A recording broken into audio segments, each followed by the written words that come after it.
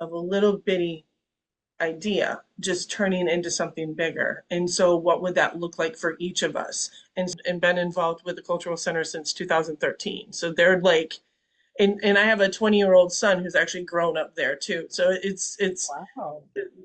it's an amazing organization that just like really fosters people who are stepping into something new.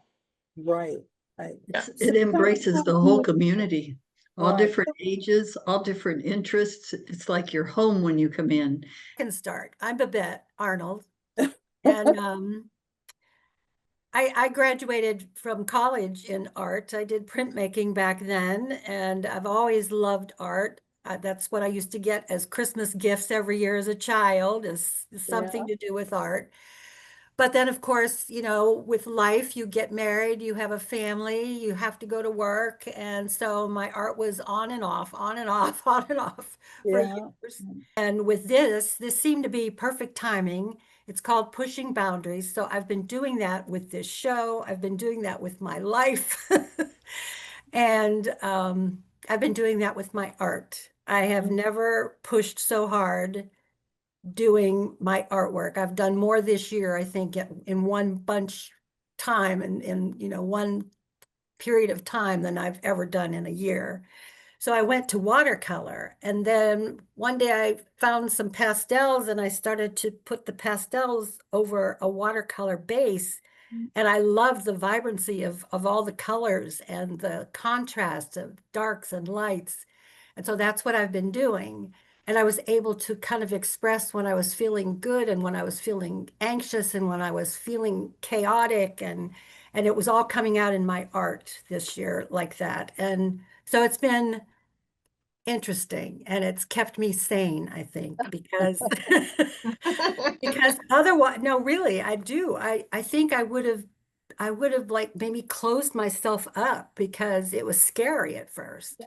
Yeah. But it was time. I would have worked until I dropped. So this is good because now I have a new future to look forward to. And I think that this gave me a jumping off point to keep going with my art. I'm Jennifer Thomas Houdeshell. I've been interested in art forever. I had a mother who was a writer and an artist, and she stuck crayons and pastels and everything she could think of in my hands as soon as my hands could hold them. So I wanted to be an artist when I went to college, took a lot of art classes, but I also took art education classes. So I freelanced for years, but at the same time, I taught in the public schools of Ohio and Florida and Tennessee for What did you 17 years. Years.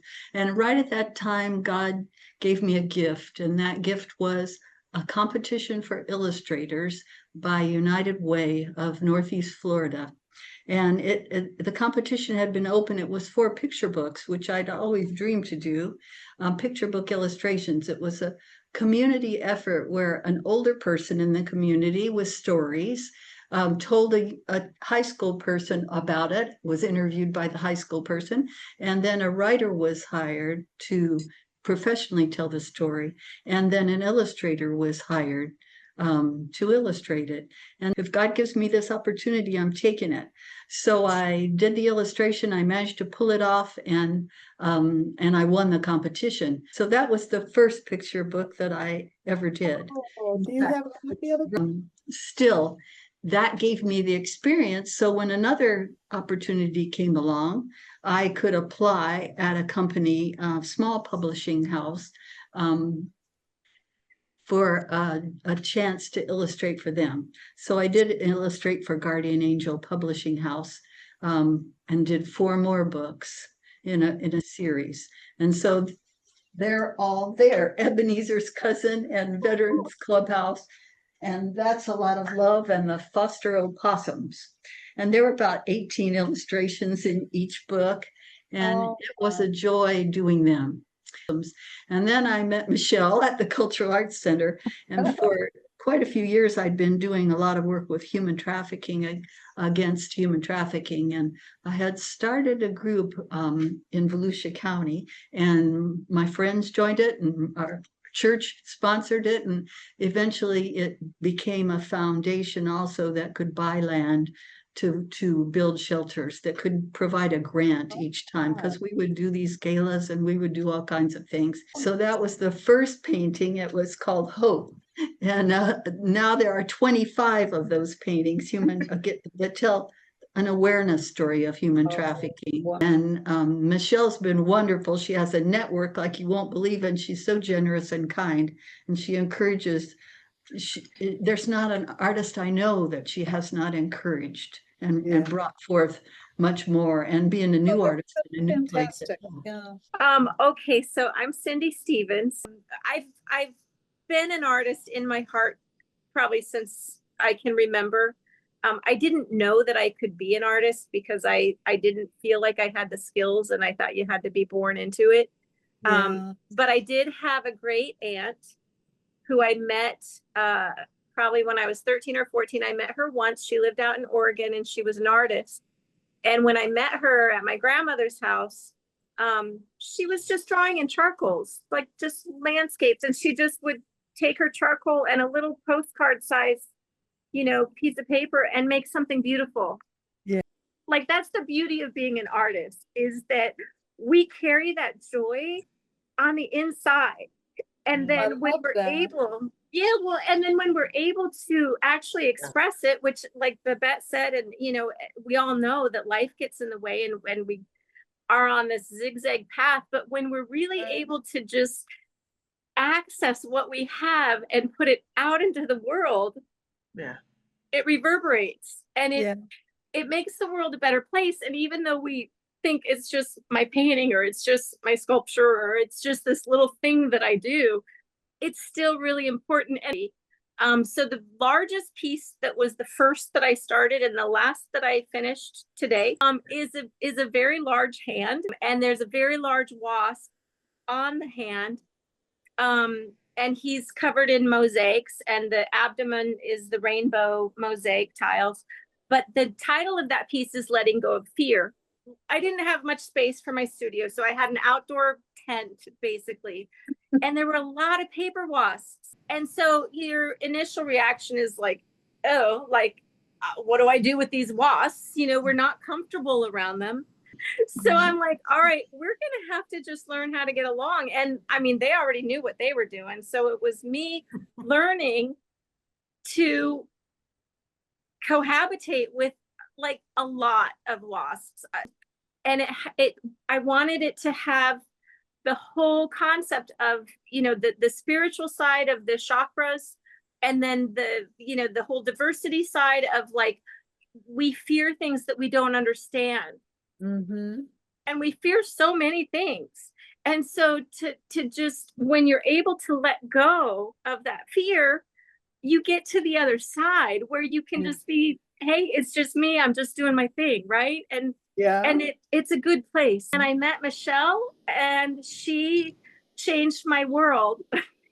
And I didn't have a social calendar until I met Michele. And then after a few weeks, I'm like, I need a calendar to keep track of my life now, because it's like, there's someone I want you to meet. That's Michele. And she's really the glue that she's the hub of the wheel.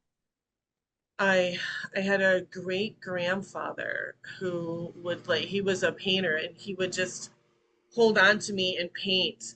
And me in one arm and him painting in another arm. And then he passed, and then I had two aunts who were also artists who really inspired me. And my mom was very creative. My grandmother was, the knitting and the crocheting and all of that. Right. And he's like, people don't typically wake up at 2 a.m. to draw out their dreams. So it's probably not a hobby. Like, you may actually, you're genius with this. You're coming up with inventions, with ideas, and drawing all this stuff out. You may want to just admit that you're an artist. But I finally started stepping into it. I ended up moving to Columbus, Ohio, and entered into a Columbus College of Art Design, and did that for a while. And there was something inside of me that just kept, it's kind of coming back to like the faith of a mustard seed, that I didn't know. This is like that whole string that I just kept, it's like that being pulled this direction. And And before I moved from Tampa to Ohio, it was like this calling of teaching art to kids is just that's what just kept calling me, just teaching art to kids. So I literally walked into a kindergarten and I said, I, I I'm here because I'm an artist and I want to teach your kids. And she was like, well, what kind of experience do you have? I was like, well, I raised my goddaughter. She said, you're hired, you know? And then I started winning awards there, like monthly awards of like the teacher of the year, and then writing my own curriculum. I had 5-year-olds singing 50 Nifty United States, which is a song I learned in 5th grade. So it was like that kind of, I just believe that if you put a cap on your experience, then you're already like you're already failing. You know what I mean? Like that put me again back in the art career, you know, where I'm like working with artists, and then I ended up starting to curate at the Schimberg. Did that, and then I was part of the layoffs in 2009. So, but by that point, I had my son, and I wanted to bring him into the whole art realm. And so I started teaching art at the YMCA, and then from the YMCA I ended up at Carrollwood Cultural Center in 2013. And I was teaching art to Babette actually, and I met through one of the classes that I was teaching, a watercolors class. Yep. And then in 2018, the executive director asked me, Paul Berg, he asked me if I wanted to be the curator, because the curator that they had at the time, she had a family emergency. She ended up moving back up north. So that's where pretty much that started, that like really me being the curator. And the beautiful thing about the cultural center is that for me it's magic there. Like there's the people that come there, the artists that come there, it's almost like they come and they're like, I have this artwork and I want to show, and I want to step into this new aspect of my life. And I help them and I show them. And that's what I've done with these 3 ladies. That's what I've done with everyone that I know, all the artists that I know. And it's it's a gift and a blessing. Very spiritual. It's called Yeah. Touching Faith. And it's kind of my take on Michelangelo's hand touching God. And I can show it to you. It's my hand with my thumb ring, right? And then one of my friends from Africa, because Right. Yeah, I think each of you has had a different journey, but you've all ended up in the same place, expressing yourself through your art. And I think that's wonderful.